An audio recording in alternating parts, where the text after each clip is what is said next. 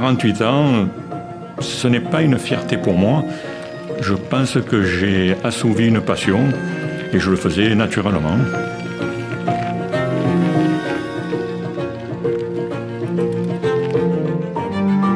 Je suis rentré sapeur-pompier volontaire à l'âge de 16 ans, dès que j'ai pu rentrer. J'ai enfin réalisé mon rêve d'intégrer la grande famille des sapeurs-pompiers.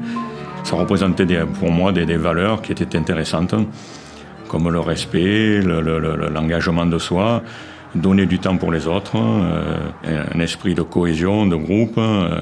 Au niveau humain aussi, on apprend pas mal de choses, à être patient, parce qu'il faut de la patience. Il y a eu des périodes où on a eu des moments de franche rigolade, mais malheureusement, il y a eu des moments où on est tombé sur des difficultés, des conditions particulières. Et là, je savais que je pouvais compter sur mon personnel.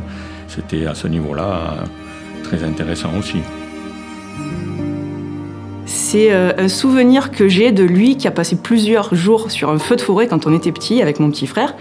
Et ma mère nous avait laissé veiller le soir parce qu'il rentrait du feu. Et je me revois cet homme passer la porte de la maison avec le visage noir et cette odeur de fumée. Et c'est là que je me suis dit, moi, je veux faire comme papa. Dans la famille Barbarin, on est sapeur-pompier, c'est une tradition. Et ma fille a emboîté le pas également dès qu'elle a eu l'âge de pouvoir intégrer les sapeurs-pompiers. Elle est rentrée sapeur-pompier à Barjol. Par la suite, en parallèle, elle a travaillé au CRO. Et ce qui lui a permis de passer son professionnel. Et maintenant, elle est en poste à Saint-Maximin depuis quelques années. Quand je lui ai annoncé que je voulais devenir pompier volontaire, sa première réaction a été de refuser. J'avais 18 ans. Donc on a eu de longues négociations et j'ai réussi à le faire céder. Et ça dure depuis 22 ans. On a pu partager des interventions ensemble.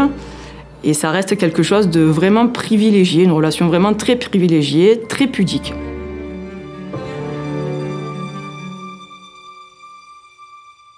Alors, ma première passion, c'était les pompiers, mais j'ai également une deuxième passion, puisque dans ma vie, je suis horloger bijoutier sur Barjol depuis plus de 30 ans.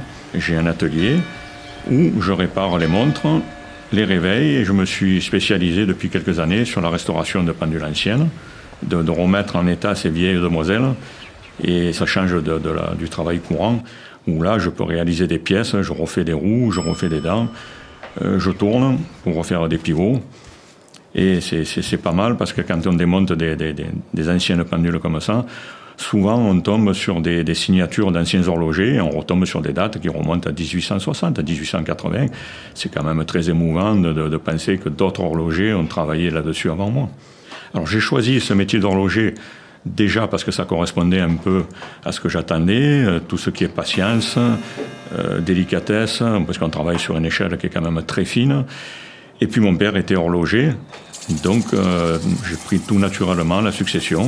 Ça va peut-être vous paraître bizarre, mais ça me permet d'avoir un équilibre quand je suis au calme au magasin, tranquille en train de réparer une montre, et je peux passer sans problème sur une intervention et travailler dans l'urgence.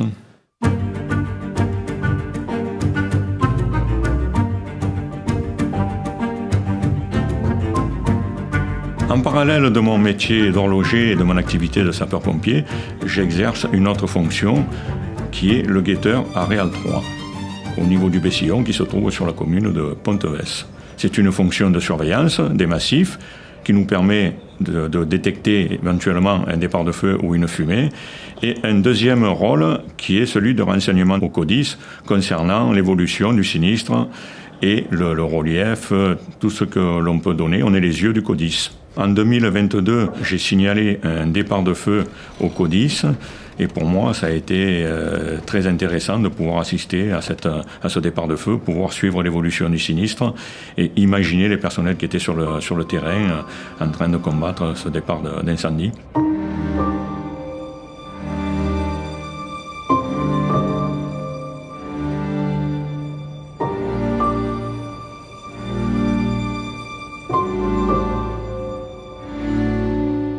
Le soutien de la famille est très important pour moi, même de retour d'intervention, même si j'en parlais pas énormément.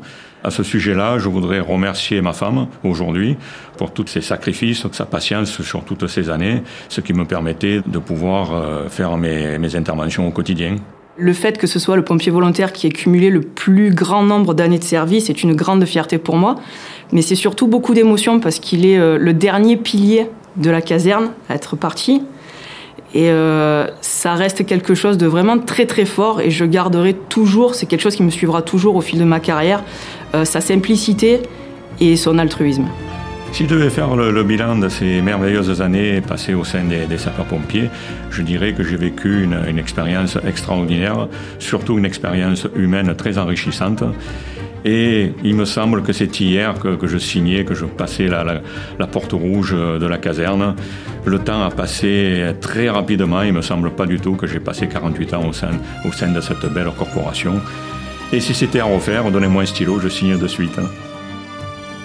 J'aimerais dire à mon père, merci Barjol 21, mais surtout merci papa.